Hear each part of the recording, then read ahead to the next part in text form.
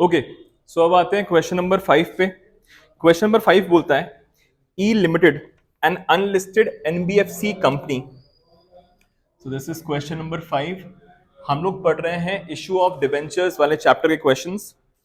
तो question number 4 तक हो गया था। क्वेश्चन नंबर 5 आपके कमेंट सेक्शन में आपको मिल जाएगा क्वेश्चंस। यहाँ लिखा हुआ है N unlisted NBFC company.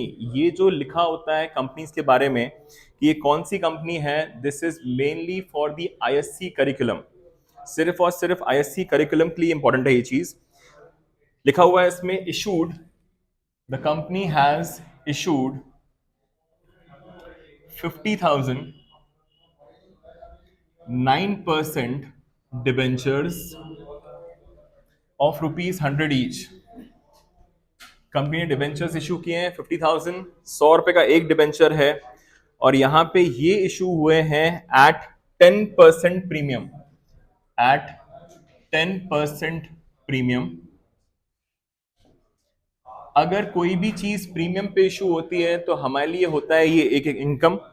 Next लिखा हुआ है क्योंकि ये इंस्टॉलमेंट वाला क्वेश्चन है, the amount is payable as 30 on application, 50 on allotment and 20 on first call। यहाँ पे ऐसी कोई इंफॉर्मेशन गिवन नहीं है कि एग्जैक्टली आपके पास प्रीमियम कब आने वाला है। तो जब भी हमारे पास इंफॉर्मेशन नहीं होती है तो कब आता है वो, अलॉटमेंट पे।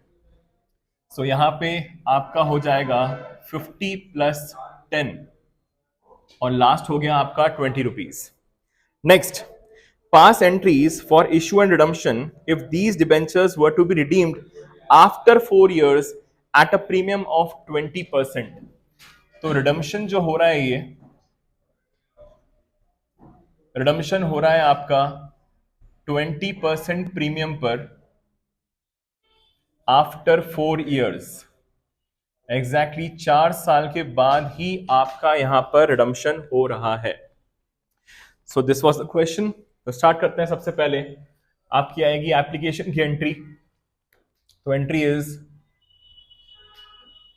अच्छा ये जो आपका सिनेरियो है ये है आपका प्रीमियम एंड प्रीमियम वाला scenario. This is your premium and premium वाला सिनेरियो कि आपने प्रीमियम पे इशू किया है और प्रीमियम पे ये आपने रिडीम भी किया है। सो यहाँ पे पहली एंट्री जो होगी आपकी, that would be bank account debit to debenture application account. अगर आपका लमसम वाला सिनेरियो था तो वहां पे हम लोग करते थे debenture application and allotment, but क्योंकि आपका ये इंस्टॉलमेंट वाला सिनेरियो है तो यहाँ पे सिर्फ होगा bank to debenture application. It will be 50,000 debentures multiplied by 30 will give you 15 lakhs। So this will give you 15 lakhs। Next, यही अमाउंट अब हम लोग ट्रांसफर करेंगे अपने डिबेंचर अकाउंट में। जैसे हमारा पिछला चैप्टर था शेयर कैपिटल वाला, तो हम लोग वहां पे शेयर कैपिटल में ट्रांसफर करते थे because that was the part of capital. यहां पे डिबेंचर्स इज मेनली और लोन, तो यहां पे 2 हो जाएगा to 9% debentures account and the amount would be the same 15 lakhs and 15 lakhs। Next है आपका डिबेंचर अलॉटमेंट की एंट्री होगी, डिबेंचर अलॉटमेंट अकाउंट डेबिट। अब क्योंकि आपने प्रीमियम पे इशू किया है और प्रीमियम पे रिडीम कर रहे हैं आप, तो यहां पर लॉस हो रहा है हम लोग को फ्यूचर में। तो हम लोगों ने पढ़ा हुआ है ऑलरेडी 11th स्टैंडर्ड में the prudence concept, the conservatism concept, जो बोलता है फ्यूचर में होने वाले लॉसेस को आप पहले ही रिकॉर्ड कर लो। तो यहां पे हम लोग बुक करेंगे loss. So it will be loss on issue of debentures account debit to, it will be 9% debentures account to 9% debentures account and to premium on redemption।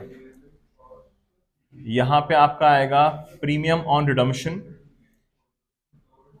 जितने का आप लॉस बुक करते हैं उतने की ही एक लायबिलिटी भी क्रिएट करते हैं आप। सो यहां पे हम लोगों ने लॉस के लिए लॉस डेबिट कर दिया, और ये जो लॉस है क्यों हो रहा है हम लोग को लॉस, क्योंकि फ्यूचर में वी हैव टू पे extra.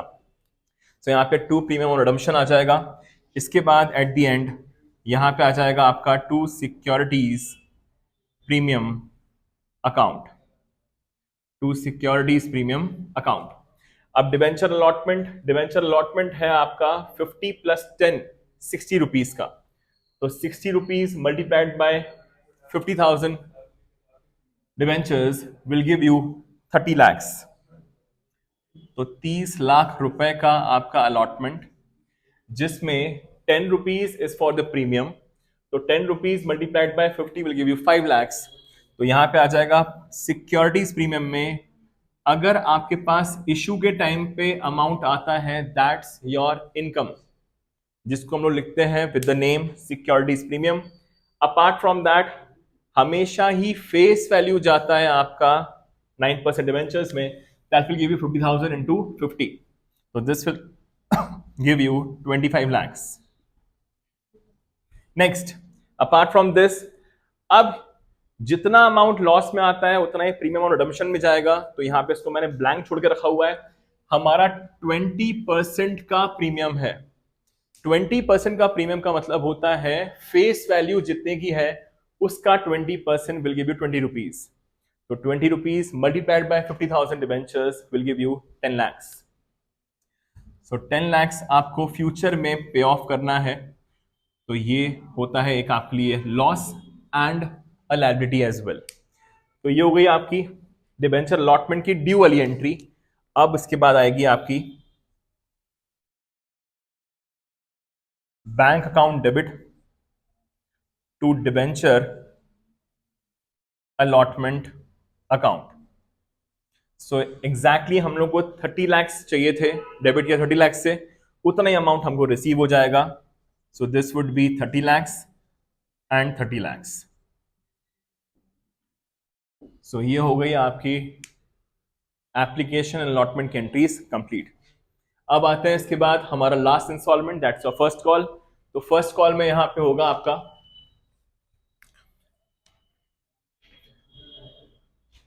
Debenture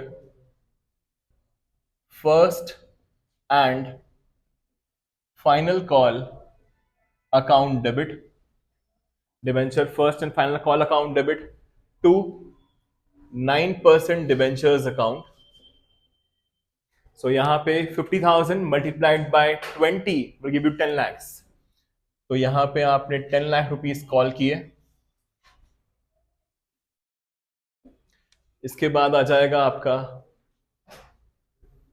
bank account debit to debenture first and final call account 10 lakhs again. So पहले हम लोगों ने ड्यू किए थे, दैट इज हम लोगों ने कॉल किया था 10 lakhs। अब हमारे पास फाइनली ये अमाउंट रिसीव हो गया 10 lakhs। तो फाइनली ये खत्म हो गया आपके सीबीएसई करिकुलम के हिसाब से इतनी एंट्रीज करनी होती हैं आपको अगर ऐसा क्वेश्चन आता है तो। अब बात करेंगे आईएससी के लिए, तो इन 6 एंट्रीज के बाद आपको रिडम्पशन की एंट्रीज भी करनी होंगी। अब द क्वेश्चन अराइजेस, क्योंकि आपकी ये एक unlisted, this is your unlisted NBFC company,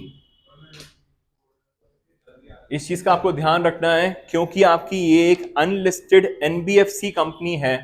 इसका साफ मतलब ये है, इसका साफ मतलब ये है, अच्छा आपको बताया था मैंने क्वेश्चन नंबर 1 में बताया था, जितनी भी आपकी अनलिस्टेड कंपनीज होती हैं उन सभी में आपको डीआरआर एंड डीआरआई बनाना होता है। बट क्योंकि ये एक अनलिस्टेड एनबीएफसी कंपनी है, एनबीएफसी जहां पे भी आ जाए उसको ना डीआरआर बनाना होता है और ना ही डीआरआई बनाना होता है। तो यहां पे डीआरआर डीआरआई नहीं बनेगा, स्ट्रेट अवे आपको रिडीम करना होगा। तो रिडीम करने के लिए क्या एंट्रीज होंगी आपकी, तो ये हो गई आपकी इशू की एंट्रीज। अब करेंगे at the end of 4th year, at the end of 4th year हम लोग की रिडम्पशन की एंट्रीज आएंगी अब।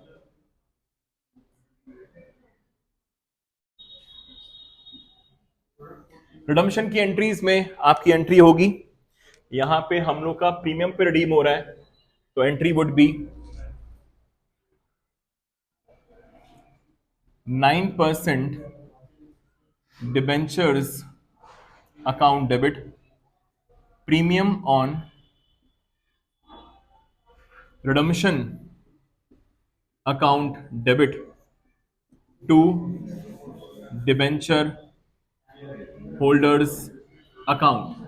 समझिएगा प्लीज बहुत ध्यान से, यहां पे आपने जो लायबिलिटी क्रिएट करी थी 9% डिबेंचर्स की, 9% डिबेंचर्स की जो अल्टीमेट लायबिलिटी थी, दैट वाज, यहां पे था 9% डिबेंचर्स 15 लाख, फिर यहां पे था आपका 25 लाख, तो 25 plus 15 will give you 40 lakhs, 40 plus 10 50 lakhs, तो 50 लाख रुपए के डिबेंचर्स इशू किए गए थे। तो 50 लाख रुपए की जो लायबिलिटी थी वही हम लोग पे ऑफ कर रहे हैं along with the premium। now the premium was of, यहां पे आपने लायबिलिटी क्रिएट करी थी 10 लैक्स की, तो प्रीमियम रिडम्पशन आ जाएगा आपका 10 lakhs and to debenture holders we will pay 60 lakhs. ये थी आपकी ड्यू की एंट्री। अब फाइनली हम लोग पे ऑफ कर देंगे, तो नेक्स्ट एंट्री आएगी आपकी debenture holders account debit to bank account, this will give you 60 lakhs and 60 lakhs once again।